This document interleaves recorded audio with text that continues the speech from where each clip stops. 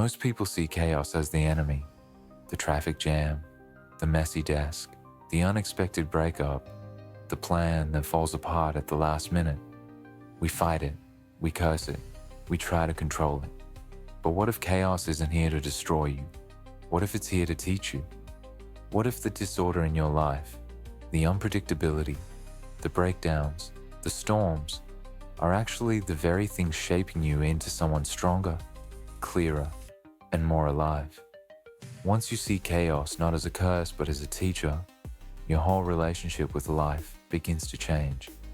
This one powerful mindset shift is the most important one we can make. You see, we have a big problem. We are at war with chaos. We spend much of our lives trying to impose order, schedules, rules, habits, systems. And there's nothing wrong with order. It gives structure. It makes life navigable. But deep down, we also know that no matter how carefully we plan, life has other things in mind. Life has its own rhythm. Jobs vanish, people leave, markets crash, accidents happen. And when they do, our carefully built walls of order crumble, leaving us exposed.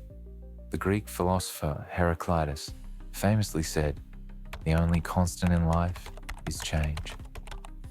But change is just another word for chaos, the shifting, unpredictable movement of reality itself. So maybe the problem isn't chaos. Maybe the problem is our resistance to it. The Stoics understood this. Marcus Aurelius wrote, "The universe is change. Our life is what our thoughts make of it." In other words, the world will always be chaotic, but the meaning we assign to it, that's our choice.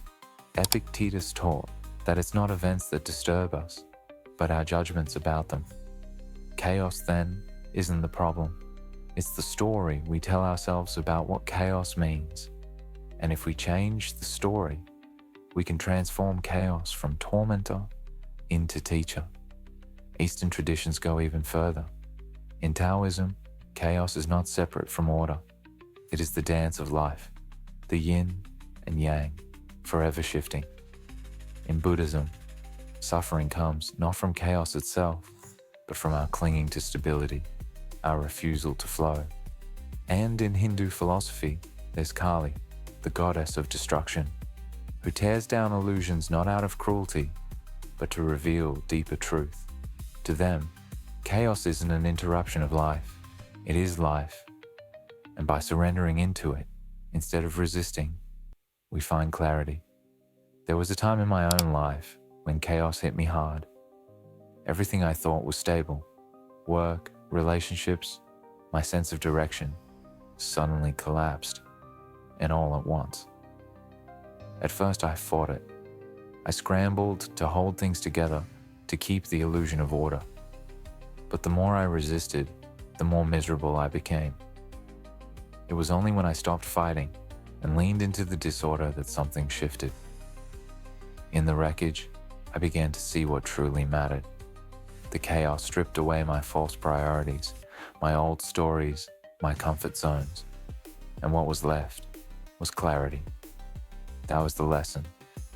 Chaos isn't here to punish us. It's here to strip us bare so we can see what's real. Think about this. Chaos shows us our attachments. It shows us what we cling to, what we fear losing, what illusions we've mistaken for reality. When the relationship falls apart, chaos teaches us where we've built our identity. When the career collapses, chaos reveals whether our self-worth was tied to a paycheck. When plans unravel, chaos tests our flexibility, our resilience. Chaos is a mirror. It shows us who we really are beneath the order we've constructed. Nietzsche had a view of not just tolerating chaos, but embracing it as necessary. Amor fati, the love of one's fate. He believed that it is through struggle, disruption, and disorder that we grow into our fullest selves. And if you think about it, the greatest breakthroughs, personally or collectively, don't happen in perfect order. They happen in chaos. The artist staring at a blank canvas, the entrepreneur facing failure after failure, the mystic enduring the dark night of the soul. It seems as if clarity isn't born in calm waters, it's born in the middle of a storm. So how do we stop resisting chaos and start learning from it? Pause before reacting. When life throws you into disorder, notice your impulse to fight it. Step back. Ask, what is this chaos showing me about myself? Detach from the illusion of control. You can't control the storm, but you can control your sail. Focus on how you move through it. Look for the gift in the breakdown. Every collapse clears space. Every failure carries a lesson. Every ending points to a new beginning. Practice surrender. This doesn't mean giving up. It means trusting that chaos too has intelligence, and that clarity often emerges on the other side. Chaos will always come. You can't avoid it. But you can change your relationship with it. Instead of fearing it, let it teach you. Instead of running, lean into it. Because within the disorder, there is wisdom. Chaos isn't just noise, it's a teacher. And if you're willing to listen, it will show you who you are, what matters most, and how to find clarity in the storm. So the next time life unravels, don't just ask, why is this happening to me? Ask instead, what is chaos here to teach me?